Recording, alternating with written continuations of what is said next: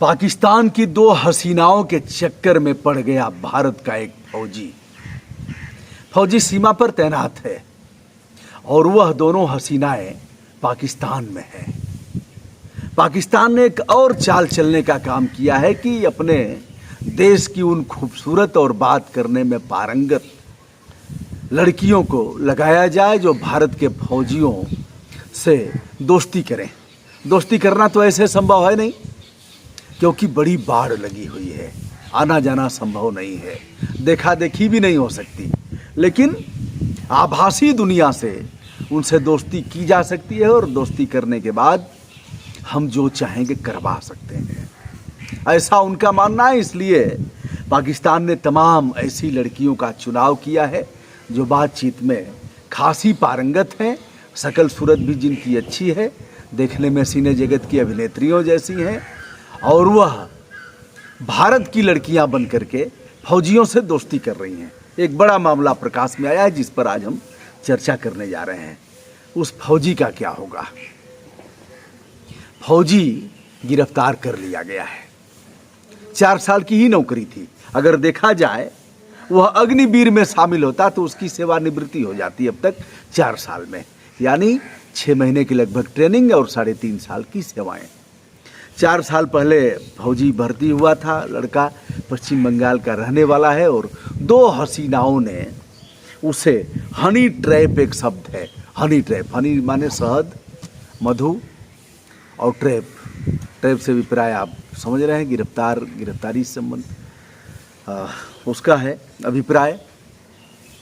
तो honey trap कहा जाता है। ट्रैप हम लोग कराते हैं, यानी रंगे हाथ गिरफ्तार कराते हैं। एंटी करप्शन उसको पकड़ता है। वह सैनिक पकड़ लिया गया है और राज उसे उगलवाए जा रहे हैं। जानिए मामला क्या है। 18 से 25 और 30 वर्ष की लड़कियां जो पाकिस्तान की हैं उन्हें इस काम में लगाया गया है। भारतीय फौजियों से पहले दोस्ती कैसे करती हैं? जैसे आपने भी देखा होगा, हमने भी बहुत झेला है। 12 बजे 1 बजे रात को फोन आएगा, हेलो सर कहाँ से बोल रहे हैं?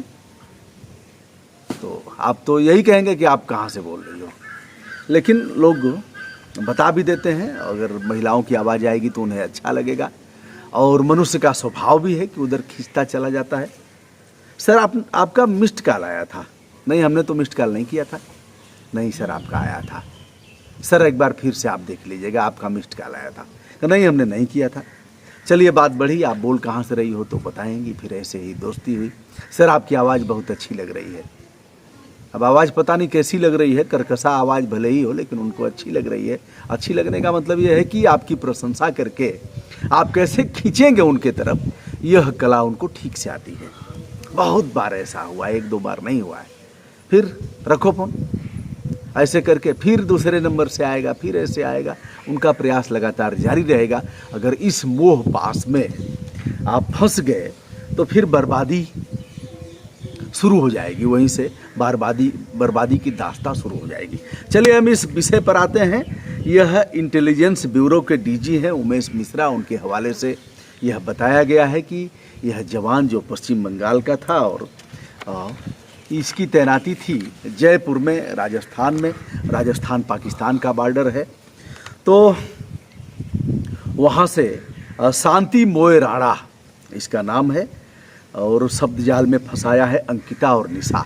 यह दोनों काल्पनिक नाम हैं, दोनों पाकिस्तान की रहने वाली हैं। अंकिता ने बताया उससे पहले मैसेज बॉक्स में आएगा उसमें फेसबुक के, उसके बाद उसमें फ़ोटो भेजा जाएगा। फ़ोटो भेज करके फिर व्हाट्सएप पर यह कहानी शुरू होगी। व्हाट्सएप पर पहले बातचीत होगी, फिर हेलो हाय होगा। हाय कैसे हैं, हाय से शुरुआत होती है। हाय कैसे हैं, नाश्ता हुआ कि नहीं हुआ, भोजन हुआ कि नहीं हुआ, जल्दी कर लीजिए, सेहत का ध्यान रखिए। ये सब तमाम ऐसे हैं जिन शब्दों का प्रयोग होता रहता है।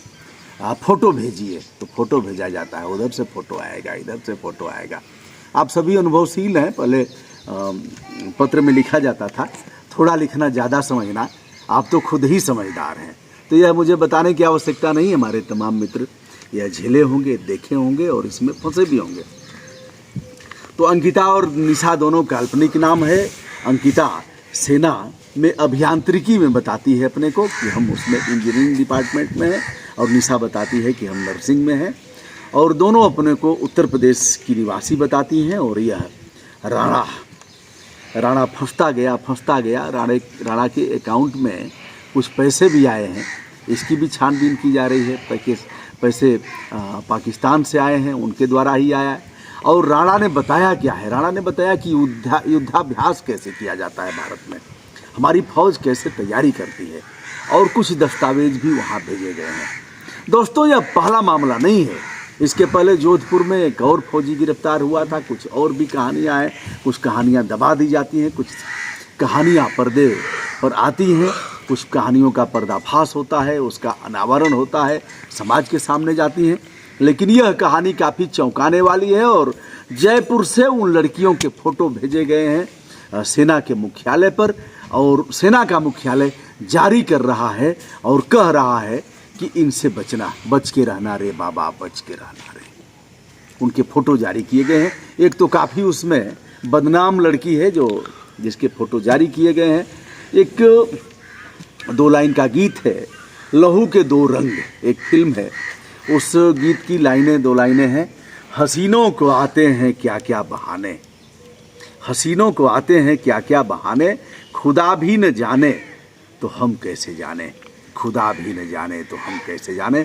इससे बच के रहना, ये इश्क है, इश्क नाजो अंदाज से कहते हैं कि जीना होगा। जहर भी देते हैं तो कहते हैं पीना होगा। घर में पीता हूँ तो कहते हैं मरता भी नहीं, घर में मरता हूँ तो कहते हैं जीना होगा।